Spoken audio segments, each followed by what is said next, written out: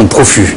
Qu'il s'agisse du rapport aux femmes, d'un terrible viol scandaleux qui a eu lieu en Arabie, là, et que le président Sarkozy aurait pu peut-être évoquer. Ça aurait été peut-être là, évidemment, la rupture diplomatique, mais en tous les cas, l'avoir en mémoire, en faisant son discours, et la femme qui a été condamnée et les violeurs complètement disculpés parce qu'il se trouve que lorsqu'on est dans une certaine situation, la femme devient responsable du viol qu'elle subit. C'est assez extraordinaire comme logique.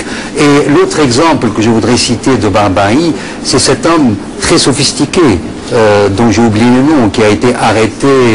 Il est établi que c'est lui-même en personne qui a tué de la manière la plus abominable Daniel Pearl, dans ce rapport mimétique à l'acte du sacrifice du musulman. Je rappelle comment cet acte, qui est censé être l'acte du dépassement, de la sortie justement du sacrifice humain vers justement la bête comme substitution, mais comment le fantasme, le fantôme du sacrifice humain reste toujours là, et ce retour justement au sacrifice humain par l'égorgement est quelque chose de proprement abominable, orchestré, illustré.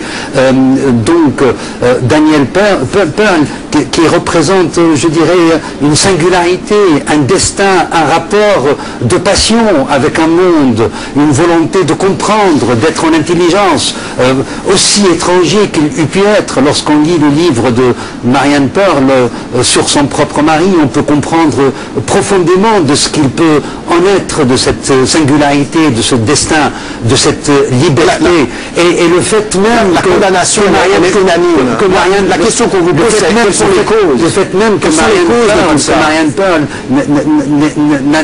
ne connaisse pas la haine, tout cela est très important. Le livre de Marianne Pearl est traduit dans 60 ou 70 langues dans le monde et il n'est pas traduit en langue arabe. Voilà un des signes immensément problématiques de cette maladie que je dénonce.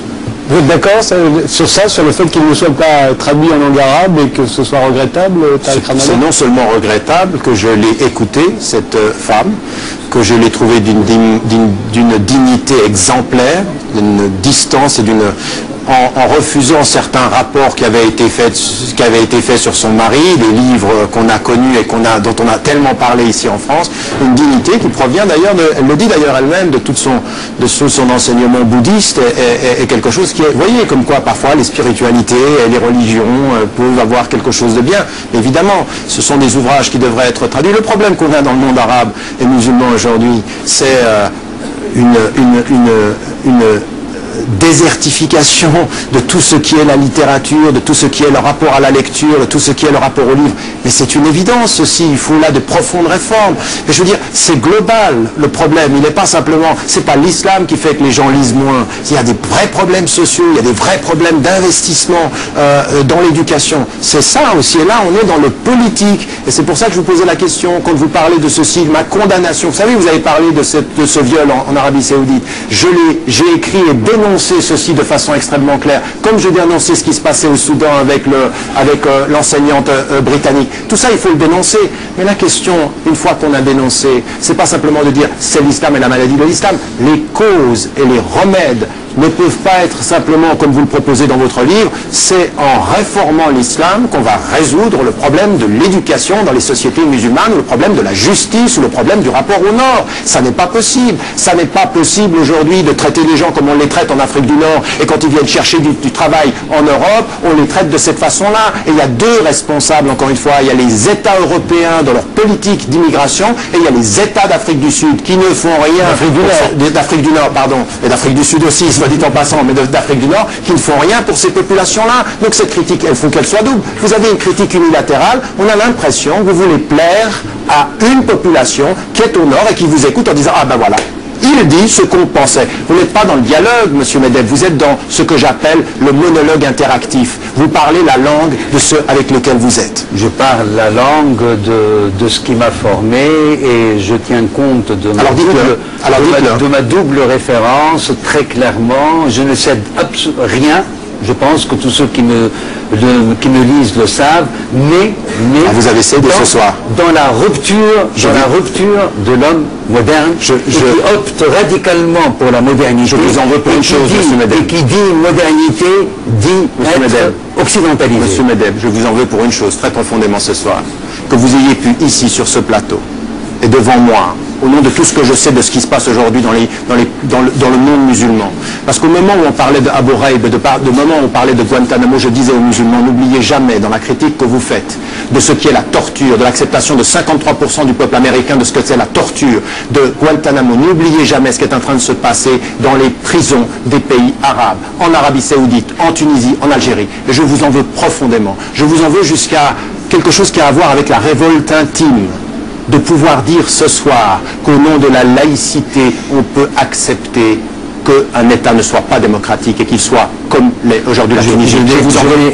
Je n'ai pas dit cela, là vous m'attribuez... Vous l'avez dit, vous avez une parole que... Alors dénoncez-le, alors rectifiez et dénoncez-le. Je n'ai rien à rectifier, mais j'estime que dans le cadre des sociétés islamiques, l'acquis laïque est quelque chose d'immensément précieux et de majeur et qui est en rapport avec la maladie de l'islam. Franchement, s'il y a quelqu'un qui ruse, c'est pas moi. Je vous remercie tous les deux d'avoir participé à ce débat. Je présente tout de suite mes excuses à Christophe Bourseiller et à Jean Rouzeau, que j'avais invité à venir discuter de la révolution de la New Wave. Je présente aussi mes excuses à tous ceux qui attendaient ce moment. Ce débat était tellement intéressant qu'on n'a pas voulu l'interrompre. Évidemment, Jean Rouzeau et Christophe Bourseiller, qui sont pas loin derrière moi, vont être invités de nouveau et très très vite. Merci d'avoir suivi cette émission jusqu'au bout. On se retrouve demain et on se quitte avec Eliane Elias, célèbre pianiste et chanteuse, qui va nous interpréter Waltz, la Waltz for Debbie, excusez-moi d'avoir bafouillé, la valse pour Debbie, un titre fort célèbre pourtant de Bill Evans. Eliane Elias c'est avec Mark Johnson à la contrebasse, qui est également son mari, et Adam Nussbaum à la batterie. C'est à vous, bien sûr.